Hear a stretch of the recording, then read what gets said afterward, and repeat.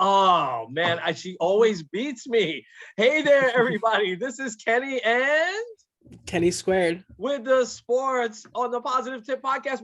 Oh my gosh, who's this guy in green? Kenny, I mean, it's St. Patrick's Day, right? And it's going to be St. Yeah. Patrick's Day. Oh, this Celtic green. Well, I got to tell you, this is not only my brother from work, but he's my brother as a friend.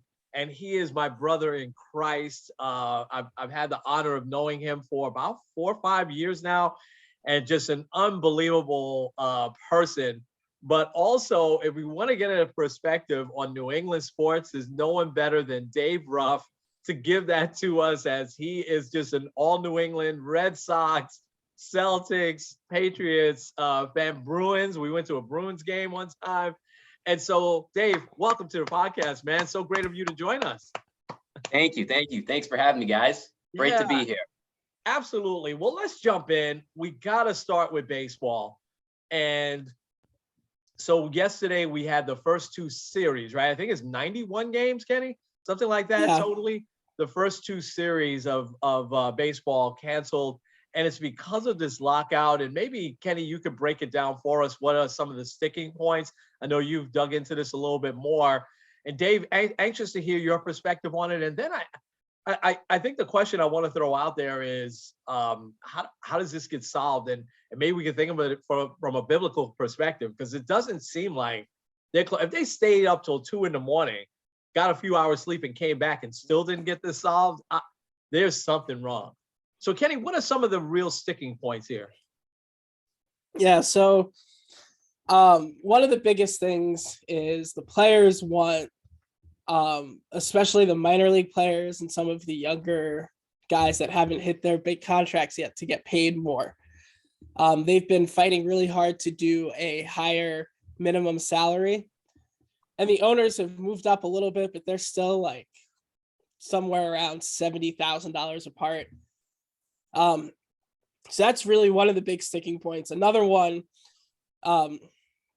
so something that they're looking at is doing a pre-arbitration pool. So like guys that don't have more than 3 years of service, if they have hit certain measures or performances, the owners have the opportunity to give them some kind of bonus, whether it's like you win Rookie of the Year or you finish second in Rookie of the Year, you get like $1 million bonus or whatever. And that pool of money is also something that's been very, very far apart. They're getting closer, but it's still not there. And then the last thing is the competitive balance tax, or the luxury tax, which like is really good for the teams not like the Yankees or the Mets or the Red Sox, where they spend a lot of money, but it really helps a lot of the teams like the Rays or the Pirates, kind of the teams that don't make a lot, the Guardians now, because they end up getting a lot of whatever that luxury tax is. The players want it higher because a lot of teams kind of use it as a de facto salary cap. So they want that tax higher so then they can get paid more. But obviously the owners don't want to do that because they don't want to keep spending more money. So it's all a big mess in that way. A few things that they have agreed on. It looks like we're heading towards a 12-team playoff, which I think is a lot better than 14. Yeah. And they've also agreed on a universal DH and kind of some of the other things in there. They said that Manfred, when in his press conference, which was awful, said that there's a lot of things that they have already set in place for pace of play, like potentially adding a pitching clock and things like that. But really, it's all about the greed. It's all about like baseball is a $10 billion industry, and they can make $10 billion, but no one wants to concede at all. Yeah. And it looks like the owners are trying to take the tactic of like, oh, well, we tried, but the players weren't there. But then neither side really did much for the first like month or so of the lockout. Yeah. They said only really the last 10 days or so they've actually done stuff. Well, and I was going to say that, this is my only take. And Dave, I want to hear from you. What the heck took so long? I mean, this lockout was like in December, I think, right? When it started. because they were supposed to go to the winter meetings, and they never did that because of the lockout. Dave, let me hear your take. What are some things that you've heard that are really sticking points, and then how the heck do we solve this? We could start the discussion on that, but I wanted to hear your take on this whole thing. Yeah, it's very interesting, and we haven't seen something like this since the 90s. So we're going back a ways, and I was still delivering newspapers for the Boston Globe when we had our last lockout. Yeah, and so it's a shame, of course, to see something like this happen. And truth be told, I just don't believe the owners are in a situation where they're reaching for the panic button. I feel like they've got the upper hand where it's like, we're sitting pretty, excuse me, from a financial standpoint, so we can afford for games to just kind of get shoved to the side, with the first two series. And so, it's hard to find a happy medium, I think, right now with the talks. I mean, it's great that there have been discussions.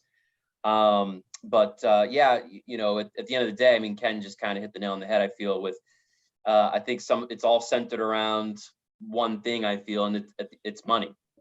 Yeah. And there's that mention of greed being out there. And it's important, I think, that from a biblical standpoint, it makes me think of wisdom. And that ties back, I think, to the book of Proverbs. When I ever think wisdom, I think of the book of Proverbs and King Solomon, being notorious for being the wisest man on earth, despite all his shortcomings. He made a lot of mistakes too. Yeah. That just shows me there's hope for me. Yeah. Hope for all of us. Yeah. And in Proverbs, it talks about honoring the Lord with your wealth. And also in the Bible, it talks about being a good steward.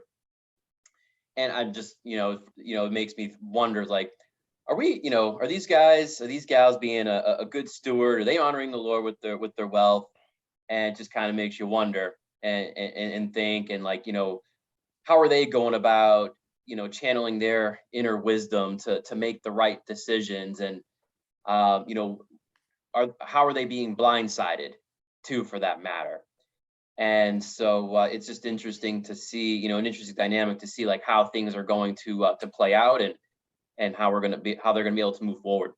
Yeah, I love that, and you're right with there's certainly some of them aren't good stewards. I want to stay on that point for a second, and Kenny, I want to hear your biblical take.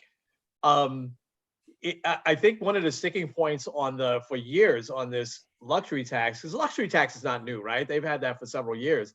But for the teams like the Red Sox, like the Dodgers, like the Yankees, the Mets, their big sticking point on that is, okay, we'll pay it, but we're paying these teams and they're not spending the money on players.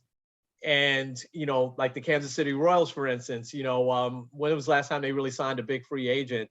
But Tampa, was kind of hoarding their money so that they could move.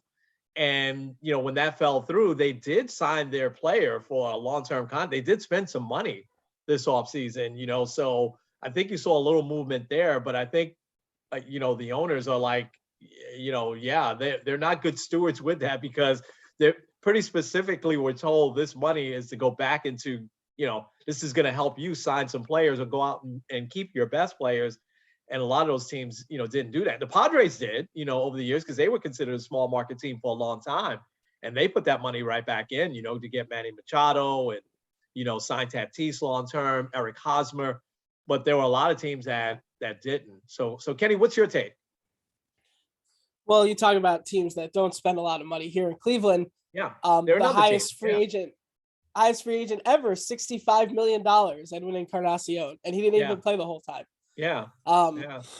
And then you have like other guys that other teams where, they're not. And also, fun fact, the owner of the Cleveland Guardians now, Paul Dolan, I believe, is the 5th richest owner out of all of the 30 owners in baseball.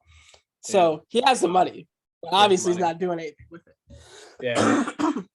But I think from I really like what David said there, where like a lot of times it's all about the greed and the wealth. Like the Bible talks so much about money, more than a lot of other topics that you see in there.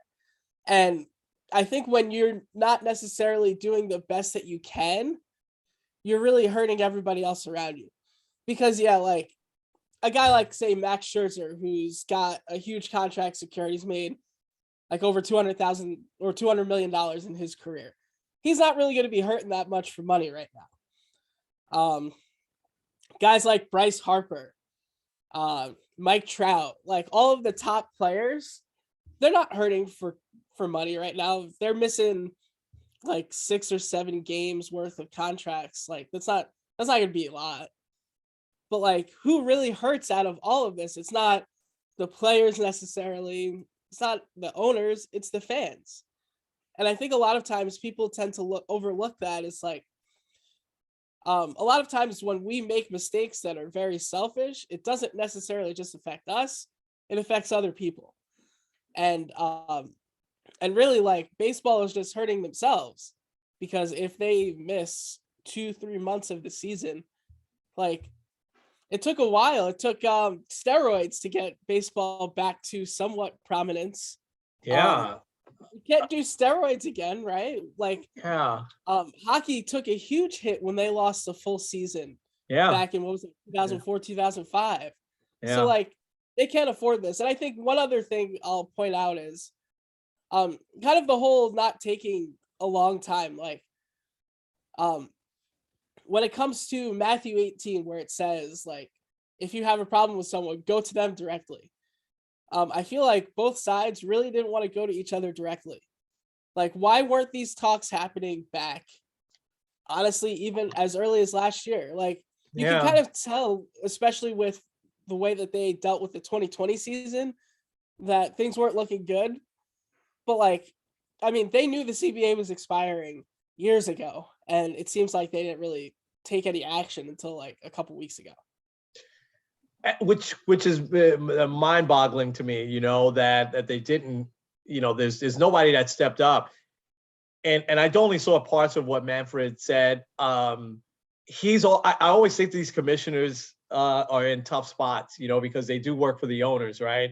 But yet they're called to kind of govern everybody. And, it's almost like some of the kings in the Bible, right? Where, it's such a balancing act, David struggled with that. Now, I'm not comparing Rob Manfred to David, of course, but you just see him like really struggling. I think he was chuckling. I thought he was laughing because he was probably a little bit nervous. I know people took that the wrong way, but I'll say this last thing. I'll say these last two things. I think you guys agree.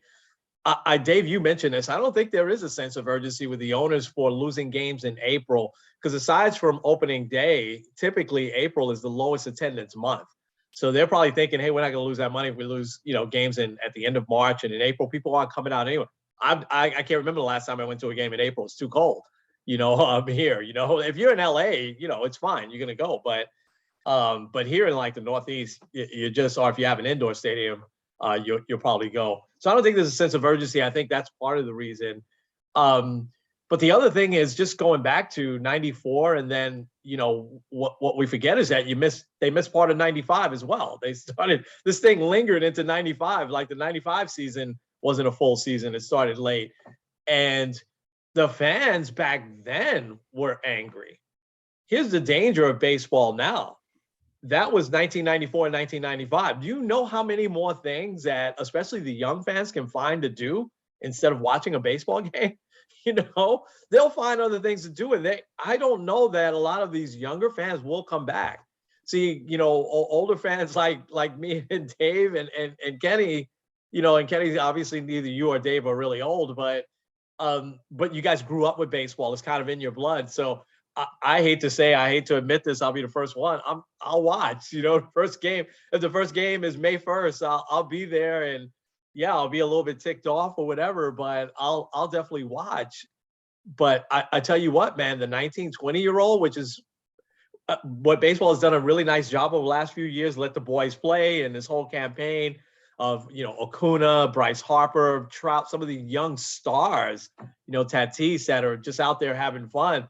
The younger fans can relate, but they will tune that right back out, man. They'll watch the NCAA tournament, they'll watch the NBA playoffs, and you know what? In July, they'll find something else to do.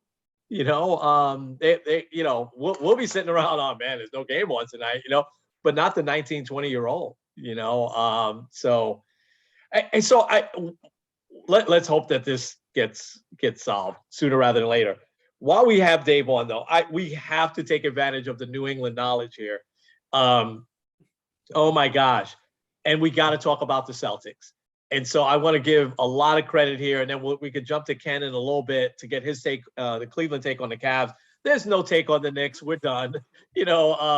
I think we'll probably talk more about, Kenny and I'll talk more about down the road. How do we fix this? Which has all of a sudden become a mess, which is crazy. But the Celtics started out the same way that the Knicks did, and they have. I'll use Clyde Frazier's expression. They have a neophyte coach, who seems to have really just figured it out. And something was the turning point here with the Celtics, and they didn't make any big moves at the deadline or anything like that. But they have been just blistering hot. They're playing the best basketball probably in a couple of years. Dave, what's been the key ingredient here for the Celtics turnaround? And can the Celtics come out of the East? So I want you to logically answer that one, because as a fan, you're going to say, yeah, of course, we get to the finals. But what's been a couple of the keys here? I mean, they are just they played spectacular ball. Yeah, for sure. I mean, they certainly, at the onset of the season, the early going, you started to see a lot of familiarity from last season's performance, and just a lot of mediocrity at best. And it's kind of, I was one of those folks too. It's like, man, like I know they made personnel changes during the off season, but not really seeing much of a difference year over year. They kind of just look a little flat, and and they just were getting run over by a lot of teams. And so that at one point, I think they dropped down. They're at the 10th seed, so they're for fighting for a play-in spot in the postseason. And so one of the things too is having a new coach. I feel it takes time. Things aren't going to happen overnight. So I think it's a good lesson in patience, and the reminder of it's not how you start, it's how you finish. Yeah. And so I know with the Celtics coach, he used to play. He was an assistant coach under Pop. Yeah. Over with the Spurs. Yeah. So I think it was evident that he had some great tutelage, learning from Popovich. Being the great coach that he is and had been for so many years with San Antonio. And so I think that's where Brad Stevens was, leaning on that, that knowledge and wisdom to be able to bring that over to the Celtics. So, leading into the trade deadline, the Celtics were playing good basketball. And I think what really catapulted them was making that acquisition from the Spurs and getting, I forget his name. I should have wrote it down. So my bad. Yeah. But he just, he's been a great player, a great addition for the Celtics. And then also getting Daniel Theis back as well, because he played for the Celtics before. So I think making some of those modifications before the trade deadline is now putting them into a real solid groove, and they're starting to mesh quite nicely together and playing much better defense. Yeah. And I think that's one thing that's kind of just fell to the wayside in the NBA as a whole, is playing defense. No one wants to play defense. No one gets paid for playing defense. It's all about offense and who can score the most points. And nowadays it's every team is averaging way over 100 points a game, whereas before, like maybe in the 90s, it was maybe you were averaging low to mid 90s in points per game. And I think that contributes also to a lot more threes being taken in the NBA. And Steph Curry certainly, I think, played a huge role in that. Yeah. I won't say Antoine Walker did, but I would say. Oh my gosh, Antoine Walker. So you mentioned defense, and yeah, obviously you have a big two there. I think, right, Jason Tatum and Jaylen Brown. Yep. And both, I think I think Jaylen Brown is one of the more underrated players, even though I know he's been in the All-Star game a couple of times. But I think your key when it comes to defense is Marcus Smart. I mean, Absolutely. Is there a tougher player in the NBA? And he seemed to, he always struggled with his emotions. I felt, from I think when he was in college, and he was a pretty big college player. And then there's been some times in the NBA, but it seems like the last 2 years, I've seen him where, here comes a confrontation, and he's kind of just walked away, and he's so focused on the game. Tell us a little bit about the key that he's been to this resurgence. Yeah, I mean, Marcus Smart's always been that grinded out kind of player. Yeah. And Boston fans always appreciate that when they put when it's someone who puts the team ahead of themselves. And he just sacrifices his body out there on the floor. And he doesn't take a ton of shots, but he's certainly key on defense and getting the some ball movement as well, for that matter. And even I think Robert Williams is also has been a key contributor as well. Getting some points, but also really getting a lot of rebounds as well. And that guy's I think come next season he'll be averaging easily a double, no problem. Yeah, so he's got a lot of potential. Yeah, he always what did he have, 10 or 11 blocks against the Knicks, I think, in the last game that they played. I was thinking the same thing. He was just swatting away everything. Well, listen, so here's the key question, and I'm going to ask Kenny to chime in as well, and then we'll get to a Midwest take here on the Cavs. Can the Celtics come out of the East? You have the Bucks, you have the Heat. I actually like the Heat, as I've gotten to see them a little bit over the last week with the Knicks, and then they were on the other day. I forgot against who, but they look really, really good. And they have, I was surprised Spoelstra was named as one of the top 15 coaches of all time, but he's a great coach. He really is. But can the Celtics come out of the East? Playoff season, yeah. The Nets lost again last night, but they are going to have some formidable players that should be healthy by the time we get to the playoffs. But so take your fan hat off for a few seconds, because obviously as a fan, yes. But logically, do you think the Celtics have a shot at coming out of the East? It's going to be interesting to see. Obviously, there's still a fair, maybe 25, 30 games or so left in the regular season. Mm-hmm. And so I think that will help paint more of a clearer picture, as you inch closer towards the regular season. We're past the NBA All-Star break, and I feel like that's when the NBA season really starts. Yeah. After All-Star break. It's true. Yeah. Yeah. And I start tuning in a lot more closely. Yeah. And so it'll be interesting to see how they do during the stretch. I think my biggest concern is a lack of consistency on the road. They haven't had great success on the road. They do fairly well at home. Like most NBA teams, they tend to be more favorable at home. So, they'd have, even if they get the 1 seed, which is still, I think it's a bit of a stretch. I just think it'll be how they gel together these last games that they have in the regular season. Because even though they may be the number 6 seed right now, they're still only 5 games out from first place. So I feel like it's really up for grabs. Yeah. Wow. It could really go in any direction. Yeah. Health is obviously always an important factor too. I feel, as soon as one key player on a team goes down, they're just not going to be the same. Look at Brooklyn, for instance. Yeah. How they've plummeted. Yeah. Oh my gosh. Yeah. The injury bug will get you. Yeah. So, I think the Celtics, they have a desire, they want it, and now they just have to go out and do it. Yeah. So I'm not sure. I'm not fully convinced. And that's what makes me curious, is to see, what the chemistry looks like going into the home stretch. And I think that will dictate what their level of success will look like in the postseason. They're definitely going to be a team to watch, no doubt. I left Philly out of that mix, and they look spectacular with Mr. Harden here, Mr. Potbelly, but he's certainly playing great. I mean, I got to give it to James Harden. He's never been one of my favorite players, but I love how he's changed his game to become more of a passer than a scorer. He's really done well. I hate how he forces his way out of cities, but that's a whole other story. But all right, so that was a fair answer. I really love that. So Kenny, what's your take? And I think whether you're the Celtics, the Sixers, the Cavs, or the Heat, last team you want to see in the first round is the Cavaliers. I think they're a dangerous team. I think them and Memphis are probably the two more dangerous teams in both the East and the West that are probably going to pull off at least an upset or two in one of these rounds.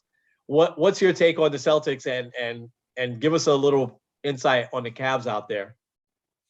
Yeah, I think Dave kind of nailed it. The East is very wide open. I remember hearing it somewhere that like talk about a team that won the championship last year and has zero pressure on them. And that's the Milwaukee Bucks. Like no one's really saying like, oh yeah, they're definitely going to be back in the finals. Even though like Giannis was the guy that carried him and he's still having a great year. I think it's still very wide open for the Celtics too. Especially since they have guys like Jason Tatum has been to an Eastern Conference Finals. If it weren't for LeBron James, he would probably be there. Like this Celtics team, I remember a couple of years ago, like people were talking, oh, like they could make it to the finals. It's not that different. If anything, they have more experience. So I don't think it's out of the possibility. Honestly, any of these teams, any of the top six, whether you're talking Miami, Chicago, Philly. I forgot about the Bulls. Yeah. I think any of them could really make it. As far as the Cavs go, I think one of the big things that really helps the Cavs is that they have a lot of size. Especially look at some of the teams like, for example, Brooklyn. They don't necessarily have like a really dominant big man the way that the Cavs have Jared Allen. I know he's not like top 5 center, but guy can play pretty good defense. I think for the Cavs, one of their biggest things is health. Kind of like what Dave said. Health could kill you. And their biggest injury right now is Colin Sexton, who might or might not be back in time for the playoffs. Yeah. I think if he's back, that adds a whole new dynamic. It's funny because like you look at the Sixers, we talked about this a little bit last week. With the process, really the only guy they have left is Joel Embiid. But the Cavs have been pretty bad the last few years, and all of the guys that they've gotten have really hit. Isaac Okoro's pretty good. Evan Mobley's probably going to win Rookie of the Year. Sexton and Garland have really kind of strengthened their backcourt. So it's a very interesting team. They're also a very defense-first team, which when the playoffs happen and things kind of slow down, a lot of times it's the defense that shines as opposed to the offense. So I would say the Cavs are definitely one of those teams to watch out for. If the playoffs were to start today, they would play the Bucks, which is not a fun first round matchup for them, but it'll be interesting. Also, you can't let out Brooklyn. You can't dismiss them at all. They still have probably the best player in the conference in Kevin Durant, if not definitely top 5. Kyrie Irving, if he decides to play, if the vaccine stuff goes. He's another one of Dave's favorite players, by the way. Yeah. I just want to mention that. He's a big Kyrie guy. Oh, yeah. The only reason why he's not sarcastic, yeah. Oh, yeah. Yeah. The only reason why he's not hated here is because he made that shot in 2016. But and the way he left here is also horrible. Yeah. But like if he plays, and also I don't know what the deal is with Ben Simmons. Apparently he has back soreness. How does he have like back soreness? I mean, how does that happen? Them doing what? Yeah, sitting down too long. Yeah. Oh man. I want to add this real quick, and then I want to get you guys' take on the Lakers, because that obviously is going to continue to develop to be a big story. There's a couple of lessons that we see. I'm going to name 3 really, really quick on trading half of your team for one player. When the Knicks did that with Carmelo, right? We got one great year out of that, but we didn't have the depth to go even further in the playoffs that year because we traded everybody for him, right?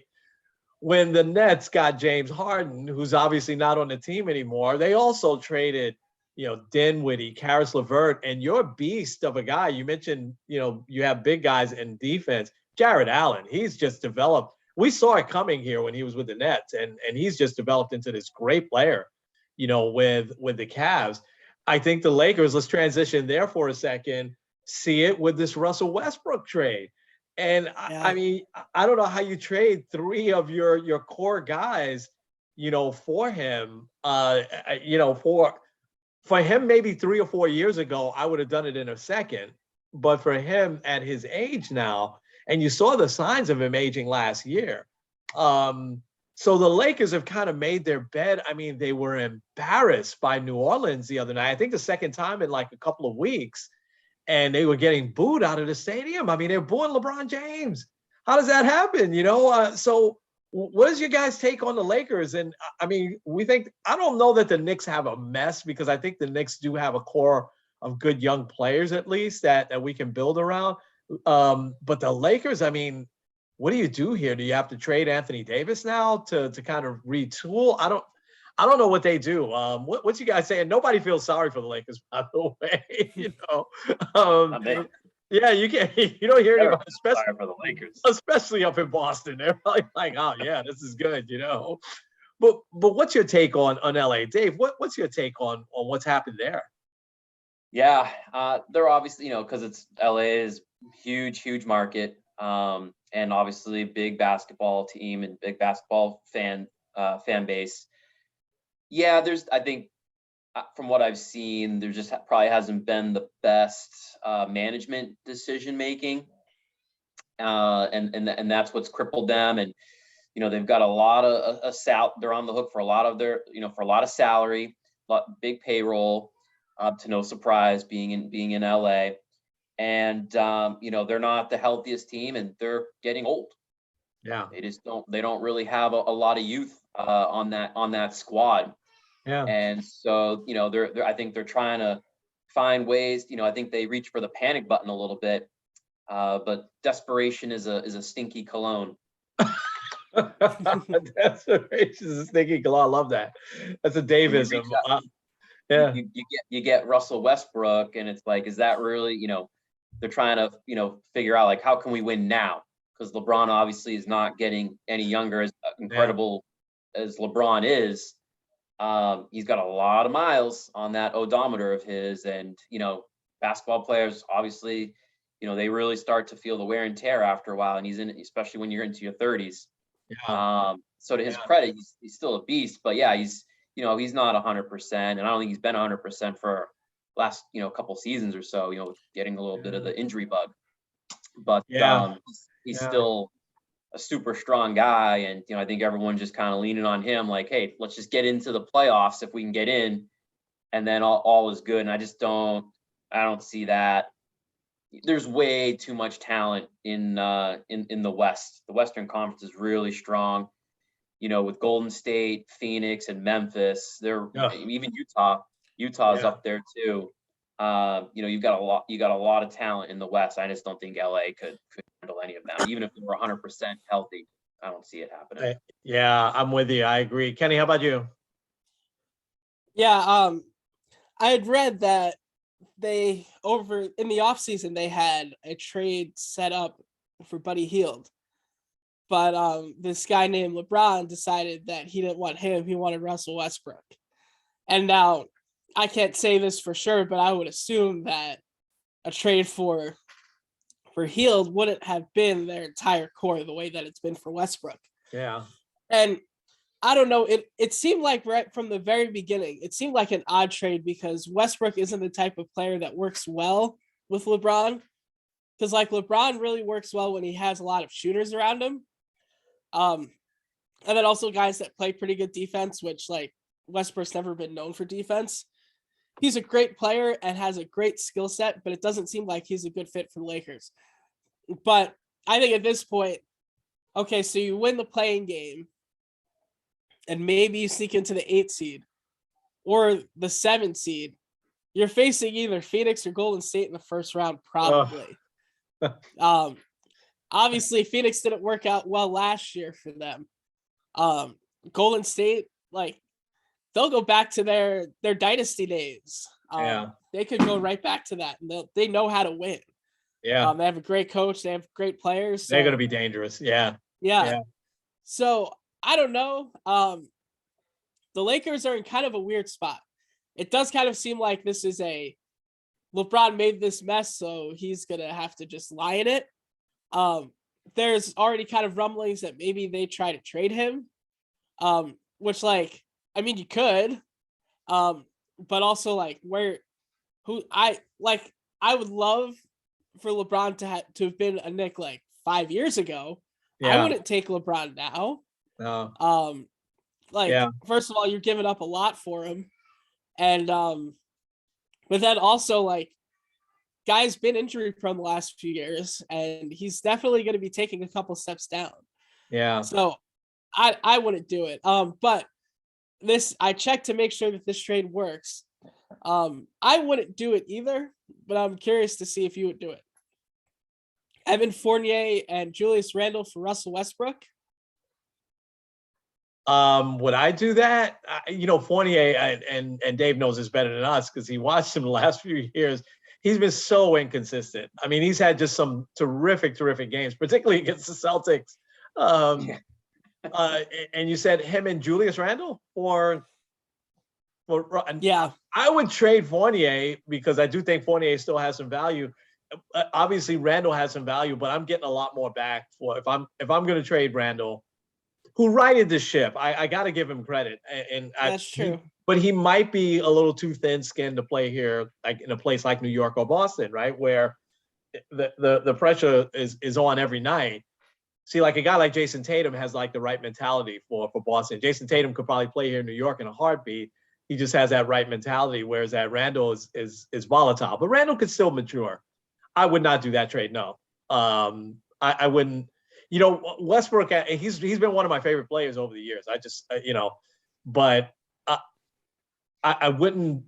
He would have to be a sixth man off the bench for me, sixth or even seventh guy off the bench at this point in his career, because I think what made his game so great over the years was his athleticism. Right, he was faster than anybody else.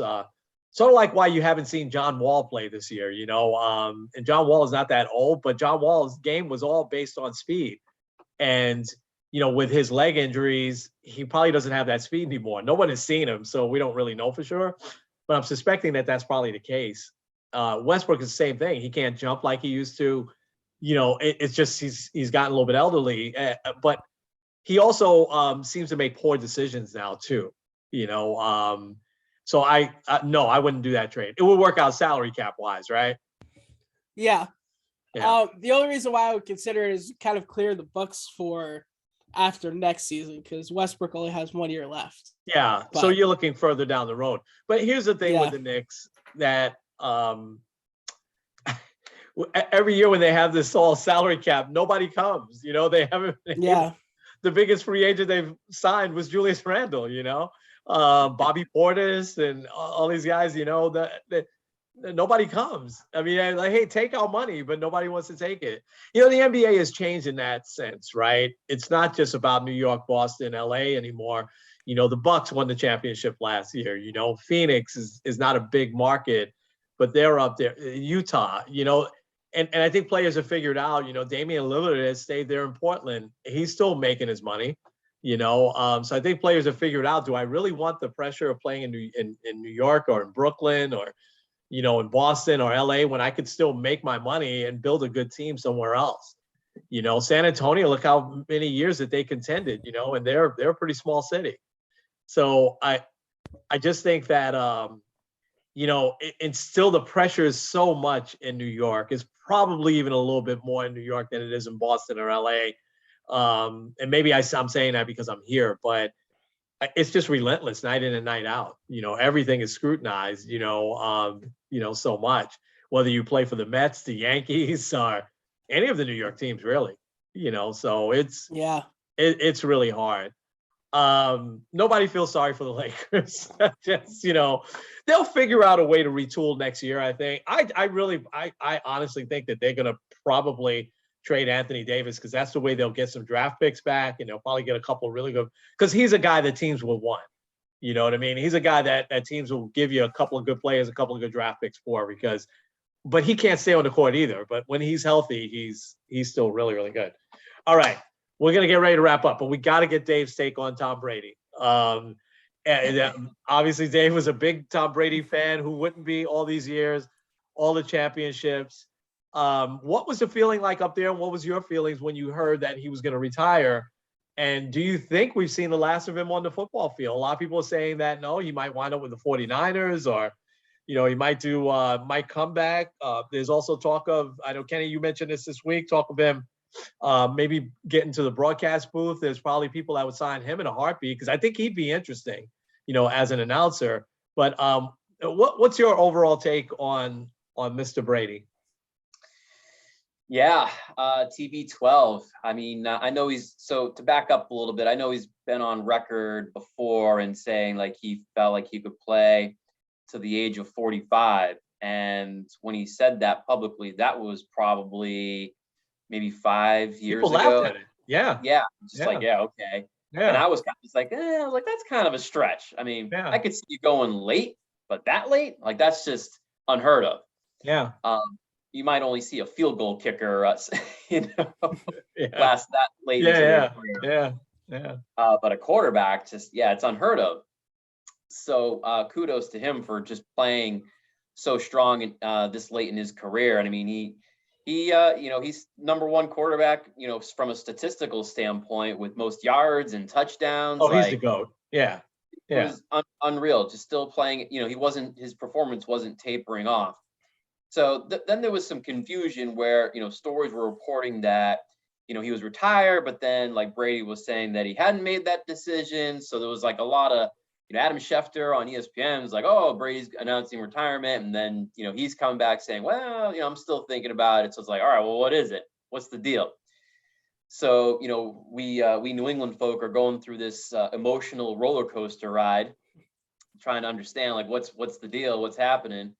And until then he finally, announces it. And so it was a little bit of a surprise in terms of like, knowing Brady and the fierce competitor that he is, he's going to go out. You got to go out on a high note. And so for him to walk away currently in the fashion that he did, where, he was, the Bucs were down against the Rams in the divisional round, and then they come storming back late in the game, and all I'm thinking of is Patriots Falcons in the Super Bowl. And like, here we go, you're welcome, Tampa. Yeah. And only to come up short in overtime. And for Brady, I just don't think he would want to see himself walk away from the game like that. So I understand, like Giselle's kind of been, I mean, obviously I don't know them personally, but, just, through reports and stuff like that, there's been plenty of reports talking about how Giselle and like, Tom Brady wants to be with his family, with his kiddos, which is 100% understandable. You can never, argue or debate that. And, that's kind of been like her thing, like wanting him to shut it down for quite a bit. So it's what's unknown is like, did they make any type of an agreement beforehand? It doesn't seem that way. He's got young kids too. Yeah. He does. Yeah. And, you don't want to miss out on that, of course, because, Brady's all like, he's 100% if he does something, he's all in. Yeah. There's no half measures. Like he's 100% in. Yeah.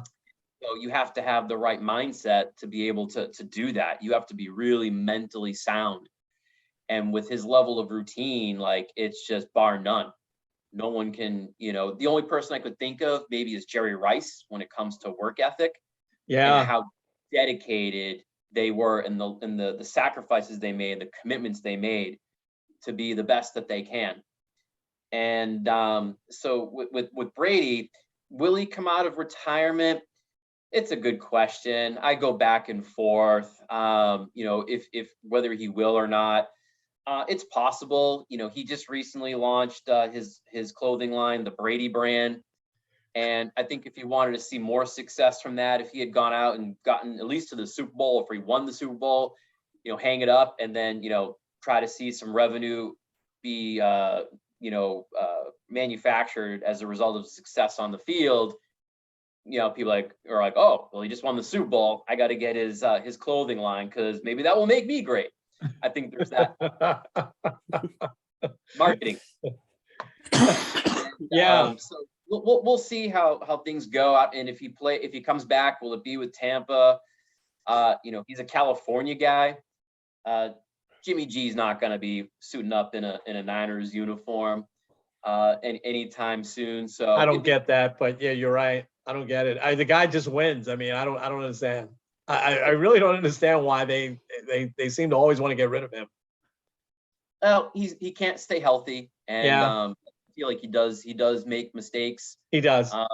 On the field. He just has he has a great support system, like no doubt about it. And a bold prediction, if he does come out of retirement and he's able to find a way to make his way to put on a Niners jersey, that would certainly be interesting, and be able to mentor Trey Lance, being the young quarterback, and transfer some wisdom over to him, because it's likely that they're going to have him be the go-to guy at some point, whether it be this season or next season. See how things.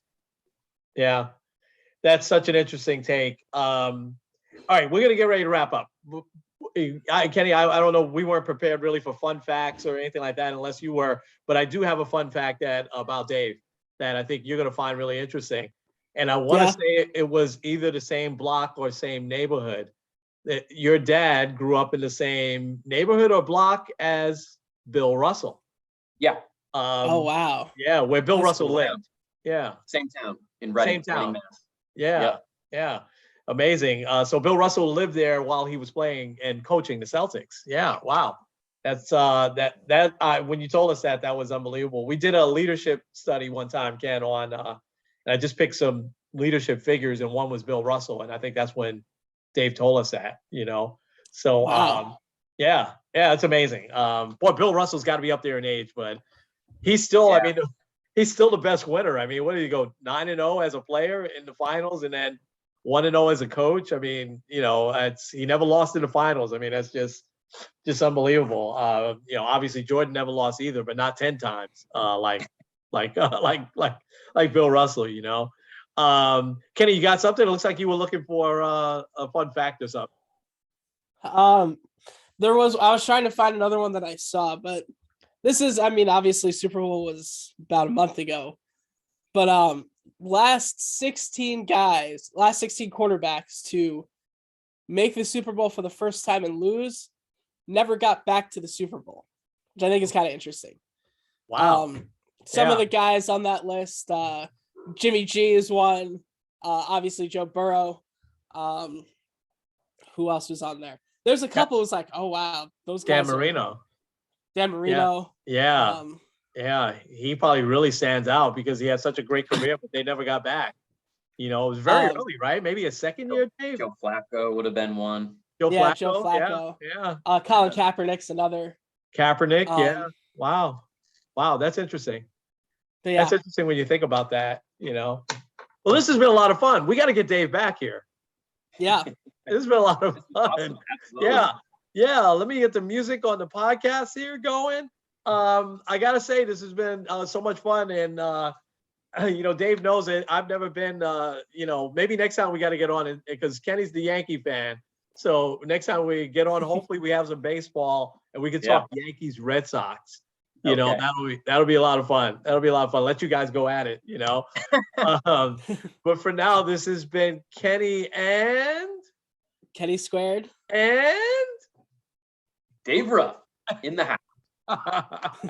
With the Sports on the Positive Tip podcast. Thank you guys. This has been awesome. We will talk to you all next week.